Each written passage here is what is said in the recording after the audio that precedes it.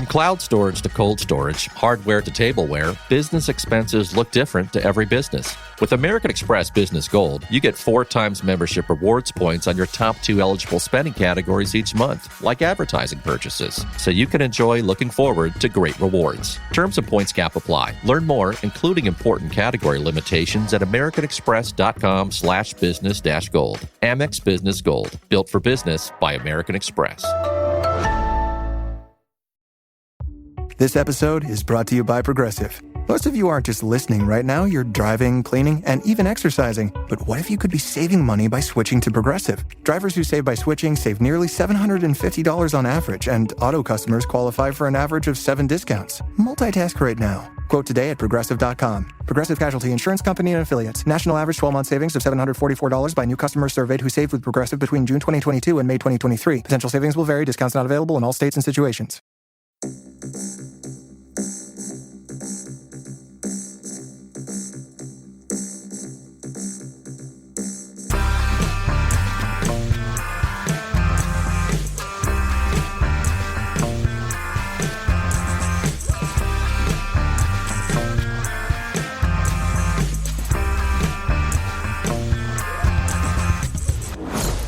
Hello, welcome to Unequal Sequel Extra. And in this episode, we talk about the fun world of sequels. Yes, we do. In every episode, in fact, not just this one. I was just trying to really make it simple this week, really bring it back down to... Sequel. Yeah, sounds like some kind of show, a really shitty show, to be honest, but it is what it is at this point. Welcome, listeners. Welcome to another extra episode of your favourite sequel-based podcast. I mean, or maybe your... It's not even my favourite. Yeah, it's not even my favourite sequel-based podcast. Maybe third. How are you, Rich? Well, to completely break with tradition this year, I'm not very well. I'm full of cold. You might have chipped in the last few episodes that we complained that we've got this cough, cold, flu thing. Yeah. And it just won't fuck off. It will not go away. We'll not let go of either of us. And we haven't been together. No, so... we went... Last time we saw each other was what? Halloween Ends. Which was an awful mandate. Yeah, it was an awful mandate, wasn't it? Yeah. Yeah, both got this cough, cold, still hanging around. I just had enough now. I'm finding it really frustrating. But apart from that, you're all good? Good week? Yeah, I mean, I'm recording this in my pyjamas, so I'm... Me too. I'm great. So that's a lovely visual image for all of you listeners. Here's a fun fact for the listeners out there. Me and Rich have never actually recorded an episode face-to-face in the same room yet. No, we haven't, have we? Not yet. Even though we only live, 10 minutes from each other. Yeah. I don't know how the technology would work for that to be a thing. And both our offices are quite small to have a studio. Yeah. I think yours is slightly bigger than mine by the looks of it. You might can be fit able a to sofa fit in. You over there, I guess. Yeah. One day we might try it. Let's try and prattle on about the film we're going to review today. Oh, yeah, we should probably talk about that, shouldn't we? Yeah, I can't imagine we've got a lot to say, but we'll try and, have a good chinwag about it. So do you want to tell the listeners what we are doing? We are talking about Enola Holmes 2. So this is the straight-to-Netflix sequel to the last Enola Holmes movie, which wasn't supposed to go straight to Netflix, was it? It was a Warner Brothers movie, and but then the pandemic hit, and they decided to license it to Netflix instead of putting it out in cinemas. I think they missed a trick there. Yeah, well, I mean, they would have had to have waited quite a considerable time because it was right at the start of the pandemic, wasn't it? Oh, I guess so. So yeah, I think they just kind of put it out, and yeah, it was good, and it was quite a nice surprise for everybody, wasn't it? I think a lot of people kind of really enjoyed it. Yeah. And yeah, this is the kind of hotly anticipated sequel. Obviously, there's a book series, isn't there, that it's based on. So there's a nice path for it to go for lots of sequels. Yeah. And this very much felt like a sort of on the road to more movies kind of movie. It definitely, and you know what? I ain't got a problem with that. I don't think. No, I'm fine with this being a franchise. I think everyone's very nice in it. This is Millie Bobby Brown. Yeah, that is her name, right? Because it's Millie to me Bobby Brown. Yeah, that sounds. It doesn't roll off my tongue very well, but it sounds like a rapper. Well, Bobby Brown was a rapper. So you can play that game, right? Yeah, and married to Whitney Houston, quite famously, yeah. And then dragged her down. Mm. Let's not go into that, though. We're not here for No. Whitney Houston's life. No. So this was, she's 11 from Stranger Things, everyone will know her about. This was her big first solo film, I would say. And the first film I really enjoyed. It's fun. It's got a great cast. It's got Helena Bonham Carter as her mother. Yeah. It's got Henry Cavill as is that Cavill? Have I got Cavill, I think. Oh, yeah. That's where we differ. I say names wrong and you say them right. I don't know if it's cute. Right. I think it's closer to the right name. And he pops up as Sherlock Holmes. Yeah. And then Sam Cleflin, or whatever his name is, was in the first one as the brother. I can't remember what the brother's name was. Mycroft, there we go. They're all there. The famous Sherlocks. He's sadly not in the sequel. He's a picture of him at some point, but he doesn't get any airtime. Do you want to drop us a synopsis? And I want to see where this goes. And let's try and stay away from spoilers. Right. Shall we try? Oh, that's going to be a challenge. Okay, stay away from spoilers. So, following on from the last movie, Enola has moved to London and set up her own detective agency. And she's finding it hard that as a young female, she's not being taken seriously and everyone's coming and asking to see her brother, essentially. It's not going well until one day a small girl comes in just as she's about to give up and says, "Can you help me find my sister?"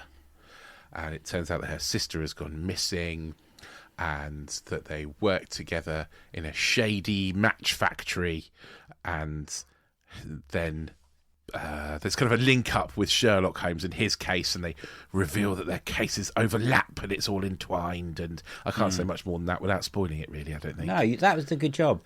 Thanks. In the first film, there wasn't as much Sherlock, right? He was definitely barely in it, wasn't he? He was the beginning first and one was end. Helena Bonham Carter had gone missing, who was their mother, Enola's mother. And I think the most unbelievable thing about these movies is also Henry Cavill's mother. Yeah. What's there, 10 years difference between them? Like 15 at the most? Yeah, probably. I don't know. I'm not down with Helena Bonham Carter does not look old enough to be Henry Cavill's mum. Let's put it that way. And she has a nice, I would say, cameo in this film. Yeah, it's quite a short cameo, I would say. I think we could do... I like her character. I like the mum character. I could do with more of her, to be honest. Is she not in it because she is Helena Bonham Carter and they just use her as a name? Look who else we've got in this film. Yeah, I mean, maybe. I guess that they couldn't actually afford to have her in a lot. Reportedly, that Millie Bobby Brown got paid $10 million for this movie. So do you know what? Good on her. That's full-on star money, isn't it? So that's good. And do you know what? She's great. She's really good in it. Really good. Completely holds her own. Proper movie star. Like, you watch that and you think... Oh yeah, absolutely. This is she's got watchability, and because sometimes when you watch Stranger Things and stuff, because it's an ensemble piece, you don't get the full. You're like, I wonder if they're going to be good outside of this, and then I'm not a fan of the Godzilla films that she's in. Oh, I've not seen the Godzilla films, so I wouldn't know. Yeah, again, they're ensemble pieces, but so when she finally gets a film for herself like this, I thought, she's star great. Quality, she's great, absolutely definitely amazing. Absolutely. Very watchable. Yeah, and it's directed by the guy that directed a lot of... what was the... Look, his little brain ticking. Oh, mate. Tick. I had all this in my head, and now it's been forced out by, like, coughs and sneezes. Oh, his name's Harry Bradbeer, isn't it? And he did... Fleabag. There you go. He directed a lot of Fleabag, so you can kind of tell that kind of like breaking the fourth wall. Did they get him in because of the whole fourth wall? Yeah. I don't know if they got him in because of that, or if they kind of because he directed the first one as well, I think, didn't he? Which is good. A lot of fourth wall. Do you know that's incredibly hard to do in films and stuff? And sometimes it's awful, and you're like, stop that now. It's really cringy. But it is. Yeah. Really nicely done in these films. Really fun. When it's done well, it's really good. Like I really like it. Yeah. One of my favourite films is High Fidelity. So that's my standard of what I want fourth wall breakage to be like. I think it's really well done. I also, what I really like in this film is the Millie's and Henry's chemistry. Yeah, they've got really good chemistry. Really good. You can sort of believe that they're brother and sister. Actually, it's like that kind of. Yeah, because sometimes Henry Cavill with chemistry with people is not great. Amy Adams, Superman. So when it works, it really works, and it's really fun film. Yeah. A really fun family film as well. Did you watch this with a child? No, I watched it on my own last night because we needed to watch it for the podcast. So yeah, I just watched it on my own. George hasn't seen the first one yet.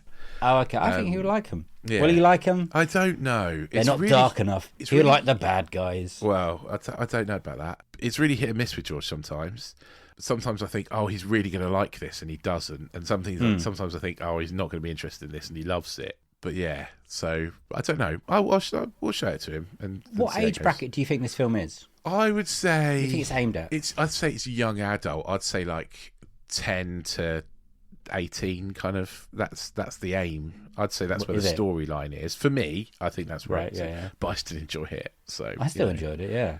Yeah. I think there's stuff in there for adults. Oh yeah, definitely. Funny. Definitely. Okay, I'm going to sound like a broken record. It is too long, right? It's 2 hours 10, Rich. I don't know, actually. I didn't feel like it was too long watching it. I did. I think when I watched the first one, I kind of thought I want a bit more. And I sort of felt a bit the same on this one, actually. I would say an hour and 50 would have been lovely here. Okay. Hour and 55, under 2. At no point did I feel like it was dragging. Like, there was no point when I was like, oh, okay, I'm done with this. Like, come on, hurry up. You know, I thought it was well paced. I thought it was good. I really like David Thewlis in it. I think he kind of brings his kind of like Fargo-y kind of character to this. We can talk about him because when this comes out, we would have talked about Basic Instinct 2. Oh, right, okay. He is in Basic Instinct 2, yeah. And he also plays a policeman in Basic Instinct 2. But the difference between his policeman in Basic Instinct 2 and his policeman in this are completely worlds apart. Like, you know. I thought they were very similar. Really? Did you? I thought he went the same kind of way with it. I thought it was quite similar to his Fargo character in this one. I haven't watched Fargo. As in the TV series, the TV right? series, yeah. Yeah, no, I haven't. Okay. I watched the first season with Martin Freeman and Billy Bob Thornton, I believe. I don't think I ever finished it. Right, I don't know why, because I was quite enjoying it. It's just... Go back and watch them, man. They're really good. I hear they're great. I hear they're great. Yeah. And he's particularly great in that, series 3 or 4, I think he's in. But yeah, he's really good. And I'll tell you who else I really liked, who I liked from the first one as well, is Susan Wokoma. I think she's brilliant. She's Edith, and she's the kind of like the martial arts teacher. If anything, not enough in this film. No, again, not a bit like Helena Bonham Carter. Turns up to kind of solve a problem and isn't in it enough. And then goes, yeah. I'd like and then disappears, and you think, oh, I want more of her. She's in it again at the end, but yeah, I do want more of her because she's brilliant. I think she's great. I love her character, so kick-ass. It's just quality. Yeah. Did you see all the twists and turns coming? I called every step, sadly. I don't know. I think so. I don't remember being completely surprised by anything. My wife was annoyed by me because I got it all right. There's certain bits in films, and I think when me and you watch films, or I have, you can see things coming. Yeah. Because the way camera holds on certain people. Yeah, you know the tropes, don't you? The tropes. I'm like, well, so and so. Absolutely knew who the bad guy was from the start, I think. Yeah. And it's annoying. Also, I know the real history of the story. So I was amazed by that at the end, actually. Yeah. So the matchbook thing, the factory thing is true, but I can't imagine everything that goes with it. Is that a spoiler? Well, it says at the beginning, all the important bits are true. Okay. Does it say? I didn't realise it said that at the beginning. It did, and then at the end, I was like, oh, how much of this can be true? Yeah. And then, stuff is true. Stuff is true. It's not obviously it's not all true, but obviously not all true. No. But there is the true story of the first female-led strikes that led to reform in the matchmaking industry. Yeah.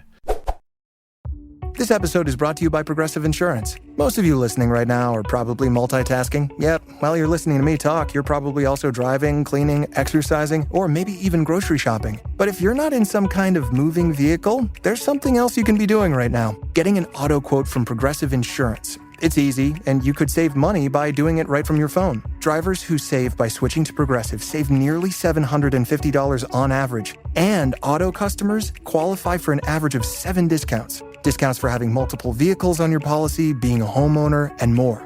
So just like your favorite podcast, Progressive will be with you 24/7, 365 days a year, so you're protected no matter what. Multitask right now. Quote your car insurance at Progressive.com to join the over 28 million drivers who trust Progressive. Progressive Casualty Insurance Company and Affiliates. National average 12-month savings of $744 by new customers surveyed who saved with Progressive between June 2022 and May 2023. Potential savings will vary. Discounts not available in all states and situations. This episode is brought to you by Starry. When you drink Starry Lemon Lime Soda, every sip is a win. Perfect for game time or anytime. It's a crisp, refreshing lemon lime soda that's caffeine-free and bursting with flavor that makes you go, ah. Starry hits different. Find it in stores or online today. I've got a really dumb question. Yeah. Sherlock Holmes is not a real person, right? No, Like, Sherlock Holmes is not a real person. He is a creation by Arthur Doyle, right? Yeah, Arthur Conan Doyle, yeah. Thank you. I'm not a complete idiot, listeners. I was just making sure that he... I mean, people talk about him in the vernacular like he's like an actual real person, but no. He's like James Bond. He's not a real person. But James Bond's not real? He's a character that people love and know so well that they treat him like he's real. Like he's an actual Yeah. historical figure, but he isn't. Because we've had a lot of Sherlock Holmes in the last decade, 20 years, Yeah. haven't we? And I think this feels similar to the kind of Guy Ritchie-esque Sherlock. Do you think? Do you not think it's... Yeah. I just think it's a nice spin on it because it's not focused completely on Sherlock. No. Even though in this one there is more Sherlock and it felt less And Enola Holmes. I have a feeling the next one's going to be more Sherlock as well, being as they're introducing A character. Introducing a couple of characters that Yes. can't really talk about because we Do don't you want to think spoil the it. film would lose its like UIP then? Because the UIP is Millie Bobby Brown. I hope not, because I think it's really important to have young female protagonists in movies like this. And I think that's a really important thing for role models for young girls to see. That, Yeah. you know, She's so good in this. so good. She's really, really, really She's a good. proper star. Yeah, absolutely. She has chemistry with everyone. There's the other Tewkesbury. Tewkesbury, yeah. Louis Now, Rich, is that the Partridge. place near Cheltenham? It is a place near Cheltenham, yeah, you're right. Yeah, been there, guys. I knew it. Yeah, that's true. It's a place near Cheltenham. I thought again that it was fun with her and him scenes very funny. Yeah, Some of the they're dance so scenes are very charming funny. together. They're so cute, like, aren't they, as a couple? Yeah, I thought the fight scenes, the action scenes, all very well put together as a movie. Yeah, I think so. The Yeah, music's nice, the costumes. Never at any point did any of the CGI feel like out of place kind of thing. Do you know what I mean? No, absolutely not. Nothing stood out like thinking, oh, that's ugly. Because obviously they're recreating old England, which still looks like a shithole. So, yeah, I'm not sure, like, Victorian London was a particularly nice place to be. Yeah. It felt like Netflix actually put proper money in it and they used it. Absolutely. Like we've talked about, what film did we talk about last week? Oh, Die Another Day. Yeah. And you're like, where's this money on screen? And you look at the film like this and you're like, oh, I can see it. I can see it all. Yeah. There's the costumes and the sets and, it's all there. I enjoyed it very much. Actually, I enjoyed it more than I thought I was going to enjoy it. Did you enjoy it more than the first one, do you think? Well, that's an unequal sequel question. True. Do you know what? It felt larger, which is always a good thing for a sequel. Tries to go, okay, we've got to go bigger next. And some sequels do not get it right. And then obviously there's sequels like Terminator 2. Now I'm not comparing this to Terminator 2, obviously. No. But it's a bigger film. I think it's solid. I do think it suffers from feeling a little bit like a link between the first film and the next film. Oh, really? Yeah, I think a little. I don't think it does anything drastically different. It's almost beat for beat the sort of same as the first one, isn't it? Really, But with more Sherlock. with more Sherlock and no less. Mycroft. Yeah, like that kind of. Yeah. You know, not that kind of. There's not so much arguing about who's going to look after their child, their little sister, that you get from the first one. How old is she meant to be in this one? Do you know what? I don't know. I think about 17. I would guess. Yeah, I wanted to. Like 17. Old enough maybe to live 18? on her own, Yeah. which worries me in London. Well, you know, like Victorian times were different, weren't they? You were kind of an adult at 14, I think. 13, Yeah, crazy. But But yeah, I think for me, it does. It's a very solid, very good, enjoyable film. You'll have fun watching it. I think, thinking back on it, I think I will find it hard to really remember. I don't think it's going to stick in my memory quite so much. Do you think it's rewatchable? Yeah, definitely. I'd happily watch it again. Well, that's a good thing. Oh yeah, I'm not saying this is a bad thing, and I'm how sometimes we really kind of try hard to find positive things about a movie. I'm trying quite hard to find the slightly less positive things about this movie, because I did very much enjoy it. But I think this is new for us for a few weeks. Yeah, it really is. It's really nice to have watched something that I actually enjoyed watching. Yeah. Yeah, but I would say I don't think it's drastically different from the first one, and I do feel like it kind of like is trying to set up another one with the introduction of some of the newer characters, should we say? I think it felt like we've done really good without dropping spoilers. Apart from the ones we have to cut out, obviously. Do you think that people would want a third one? Yes, I think so. Okay. I think the books are pretty successful, right? I don't know. You're talking to a man who didn't know these were books until they get to the end of the film. They go, based on books. Oh, and I'm like, okay. Oh. And I did think I did this first thing after the first one as well, and then I forgot. Yeah. And then this came out, and I thought, oh, it's based on books again. And when they announced it, I was like, oh, good, there's another one. I enjoyed the first one. I'll sit down and probably enjoy this one again. And honestly, my only negative is the length. Apart from that, it's a pretty solid movie. Yeah. I thought everyone's very good in it. I enjoyed it. I probably one day will watch it again. I'm not going to rush back and watch it. And yeah, I would love to see a third one. Yeah, me too. I mean, there's 7 books, so there's plenty. Do they say the stories? Are you looking at the storylines? I'm not looking at the storylines. I've got a list of the titles. Okay, what's the next one? Because obviously this was just an Enola Holmes 2. I was expecting a colon something. I'm not sure this is based on the actual second book.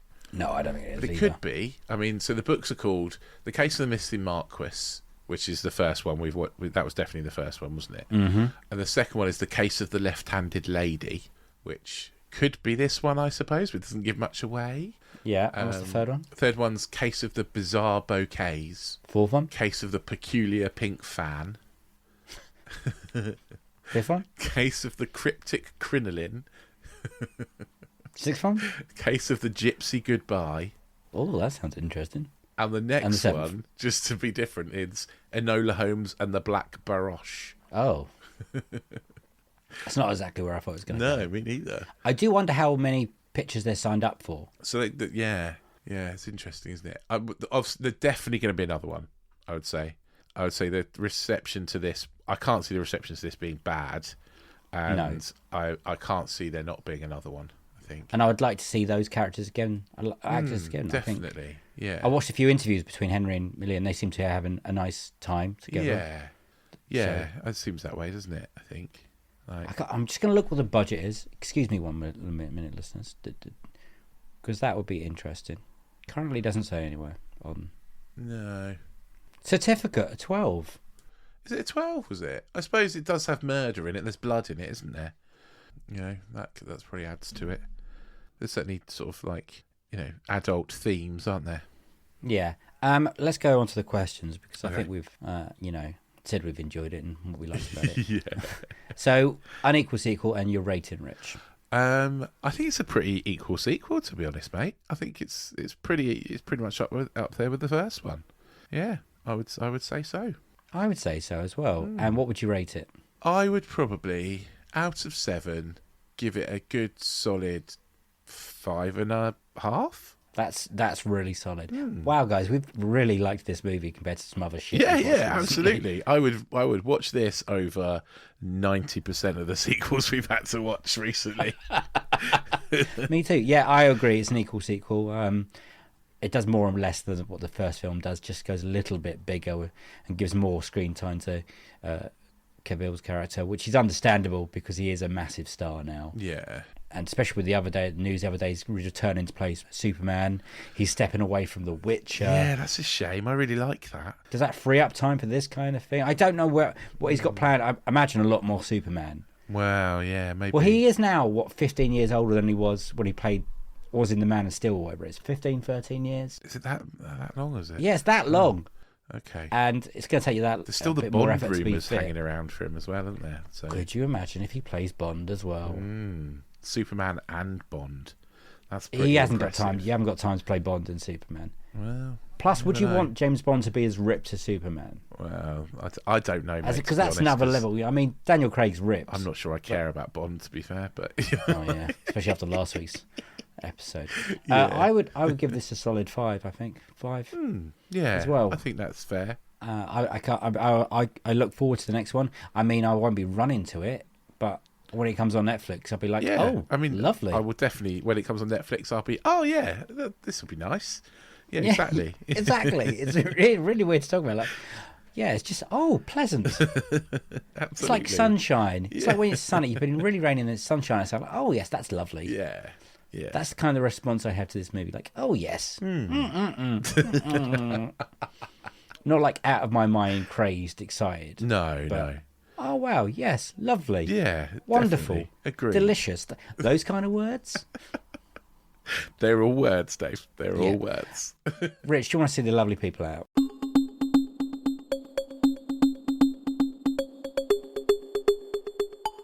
I was going to say, talking of words, if you want to use some of those lovely words for us, then please don't forget to go on your pod shop of choice and give us a little rating. 5 stars, a little heart, a little tick. And, you know, if you've got some of those lovely words you want to use on us, you know, delicious, lovely, all those things that Dave's just said, then you can write us a little review on Apple Podcasts. That'd be really nice. We've got loads of other episodes for you to go back and listen to. Tons of extra episodes like this one. Also, 3.5 seasons of interview episodes. Nearly halfway through, I think. Nearly, yeah. Yeah. So keep making sure you hit that auto download button, hit that subscribe button, and we'll drop in every time there's a new episode, which at the moment is twice a week. If you want even more than that of us, then we also have a little subscription only service over on Another Slice. Go to anotherslice.com/unequal sequel. It's $2.99 a month, which isn't a lot of money, and you get a sequel to every single one of our interview episodes. And every time we drop an interview episode, we'll drop a little sequel. We're also planning loads of content for when we're not doing our sequel episode, our interview episodes. So we've got tons more content coming out there. If you're a subscriber, you will automatically get all of that. And I think we're also going to do a Christmas giveaway, and we'll give away some free subscriptions to people too. So don't worry, if you can't afford it, we completely understand. Just keep listening to this podcast. This will always be free. And also, maybe get a chance to win yourself a free subscription when we get to our Christmas episode. Ooh. It is going to be the hardest question in the world about sequels. Oh, is it? No, I don't. That just came to my head. I have no idea what we're going to do. If you've got questions about sequels, or if you've got questions you want to say to us, or if you think we're completely wrong about Enola Holmes 2 and you thought it was awful, get in touch with us on social media. We are at Unequal Sequel on Twitter and Instagram. You can also drop us an email, unequalsequel@hotmail.com, and we will read out all of your comments and our monthly end of month roundup special. So anything you send us, we will mention you on the pod. Superb. You know, that was the best one you've done for a while. Oh, was it? Well, that's good, because, you know, I was slowly losing my voice at the end there. Thank you, everyone, for listening. Thank you. You guys, you really, really make this worth doing, especially on a Saturday mornings when me and Rich are both ill. Yeah. And still in our pyjamas. Yeah. I'm going to have some breakfast. Or brunch, or lunch now, actually. I've got nothing else to say. You got anything else to say, Rich? No, I'm done, buddy. Okay, is smoke me a kipper. I'll be back for breakfast. Nice. I like that. Is that Hot Shots, is it? I have no idea. And it's a goodbye from him. Bye! See you on the next one. What kind of medicine are you going to take today? All of it.